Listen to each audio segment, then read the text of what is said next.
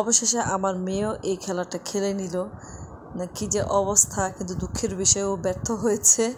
এর জন্য ওর একটু মন খারাপ। ও যতই পানি উপরে ছড়ানোর চেষ্টা করতেছে কিন্তু ও পারতেছে না। হ্যালো গাইস, কেমন আছেন সবাই? আশা করি সবাই ভালো আছেন, আমরাও ভালো আছি। আসলে শত ব্যস্ততার মাঝেও একটু হলেও চেষ্টা করে আপনাদের মাঝে কিছু একটা তুলে ধরার জন্য।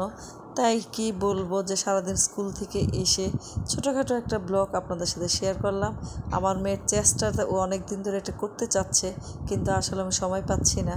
তো হঠাৎ করে ছাদে উঠে ভাবলাম যে ওকে একটু এই সুযোগটা দিই। ও দেওয়ার পর দেখা যাচ্ছে ও এত এক্সাইটেড, কিন্তু দুঃখের বিষয় ও যতই পানিটা ছড়ানোর চেষ্টা করতেছে কিন্তু পারতেছে না। আসলে এটা একটা কষ্টদায়ক কাজ। আমিও চেষ্টা করেছিলাম কিন্তু আমারটাও হয়নি। আসলে এটা কিভাবে করে, এ হচ্ছে অবস্থা। তাই ছাদে উঠে দেখলাম যে আসলে চারপাশে একদম আকাশ মেঘাচ্ছন্ন। একটু এতই প্রচণ্ড গরমের মধ্যে আসলে উঠে ভালোই লাগলো। চারপাশে প্রচুর বাতাস। আমি তো ভাবতেছি যে আসলে ঝড় বৃষ্টি বোধহয় চলে আসবে। আমার মেয়ে যতই ঝড় বৃষ্টি আসুক না কেন, ও আসলে এই বিষয়টা নিয়ে চেষ্টা করেই যাচ্ছে। ও বলতেছে আম্মু দেখো আমি পারবো। কিন্তু এদিক দিয়ে মনে হচ্ছে যে চারপাশ, এই যে আমি দেখাচ্ছি আপনাদের, আকাশ এতই মেঘে ঢাকা, মনে হচ্ছে এক্ষুনি বৃষ্টি চলে আসবে।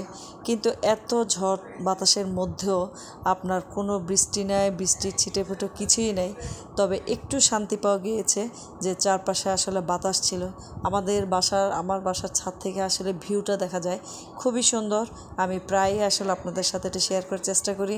যখনই সময় পাই একটু ছাদে উঠে আপনাদের সাথে এই ভিউটা একটু শেয়ার করার চেষ্টা করি।